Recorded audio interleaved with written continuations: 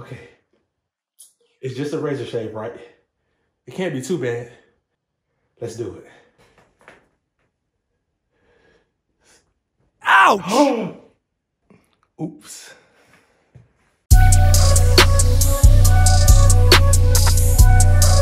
If you don't know how to properly do the 14-stroke razor shave, then you're definitely going to fail the practical portion of your state board exam.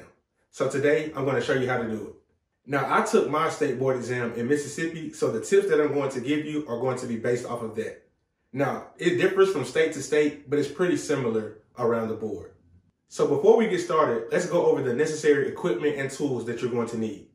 So the first thing that you're going to need are several clean towels. Now, you're going to need hot steam towels and dry towels as well. One of the dry towels will be used to drape across the client's chest. So that way, when you get ready to wipe the razor off, the towel is already right there for you to wipe the residue. You'll also need a pre-shave lotion or a beard wash, just something to cleanse the skin and to raise the hair off of the face. You'll also need some type of shave gel as well. You'll also need a razor holder. Now, for Mississippi, you demonstrate a mock shave, so there's no blade that will actually be in the cartridge.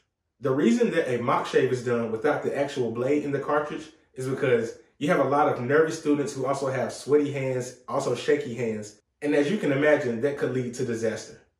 So in a nutshell, it will probably go something like this.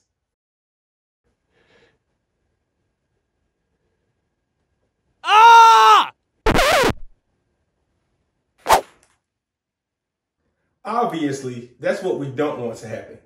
Now, even though this is a mock shave, I'm still going to treat it like it's an actual shave with a real razor blade. When it comes to shaving, this is the best metaphor that I can use to get you to envision how you need to approach it. There's an old saying that goes, and I'll probably mess this up a little bit, but you get the gist. If I had an hour to chop down a tree, I'd spend the first 50 minutes sharpening the axe. Well, when it comes to shaving, you have to think of the same concept. You can't just slap some gel on someone's face and start to shaving with a razor. That could cause really bad irritation, or worse, you could even cut the client. Instead, you have to soften the skin and open up the pores. You want to get the hair as soft as possible. That's the reason for the hot towels and the pre-shave as well as the shave gel. So let me walk you through how it's done. So after you've properly draped the client, the first thing you want to do is to take a towel and lay it across the client's chest.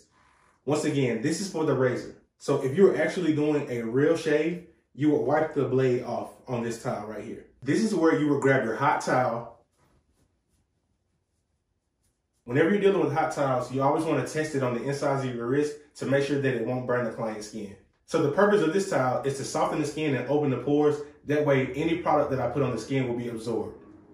So you want to take the towel, stretch it, come up under the chin. Notice how it's a slight fold. So come up under the chin, slight fold.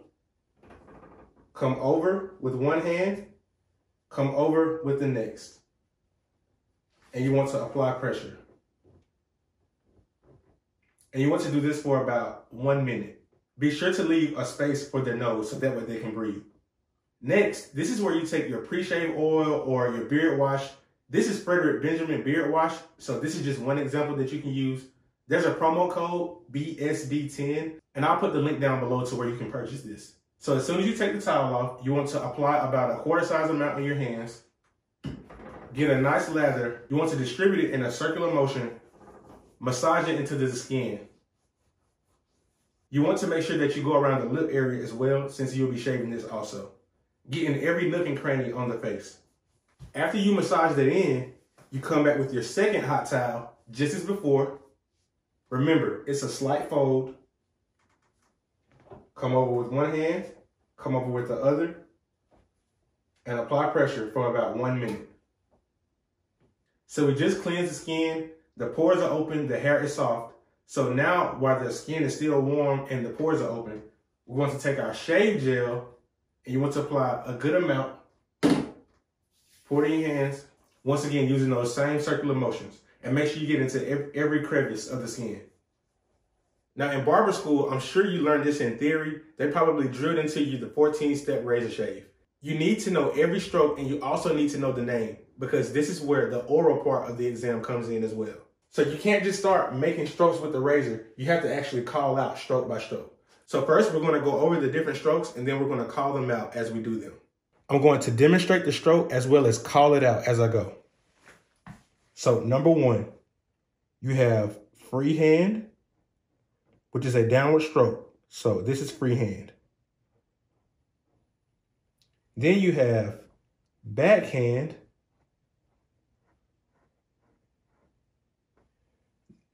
Then you have them ball their lip once you do this. Freehand. This is a very sensitive area, so you want to be careful. Then you go freehand. Now where the jaw and the neck start to meet, this is where you see a grain change. So that means the hair direction will change. So it may grow this way, but once it gets right here, the hair starts to grow back this way. So this step is reverse freehand.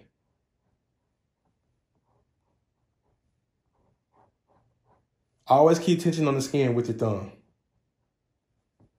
The sixth stroke is the backhand stroke. Hold their nose up, have them ball their lip, backhand. Now, I'll be honest, this next stroke, which is also a backhand, this is the most unnatural feeling stroke in my opinion, but this is how they want it done, so this is how you have to do it. The eighth stroke is freehand. Number 9, in my opinion, is also weird, but it's the backhand stroke. Number 10 is the reverse freehand. Now you come up to where the grain changes. So tension on the skin. Up to where the chin meets the neck. Now, number 11 is across the chin. So have them ball their lip. So ball their lip and go straight across the chin. Number 12 is also a freehand stroke. So you're getting this area in the chin. Number 13 is reverse freehand. Now, normally I would stand on the other side, but for the purpose of this video, I'm just going to demonstrate it right here. So this is reverse freehand. You're getting the middle area of the neck. You're going up to the grain change right here. And then finally, stroke number 14, you're getting under this lip area right here. So it's reverse freehand. So here and here.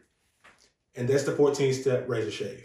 So I'll be honest with you guys, this is the most nerve-wracking part of the barber exam, in my opinion. So the only way that you're going to get comfortable with the 14-stroke shave is repetition. So practice as much as you can. If you can't use a real person, or if you don't have a barber mate or a schoolmate that will let you practice on them, even without a blade, you can always use a mannequin. And you can always pick one of these up on the Barber Style Directory Amazon store. I'll have the link down below. But if you got value out of this video, be sure to hit the subscribe button as well as the like button.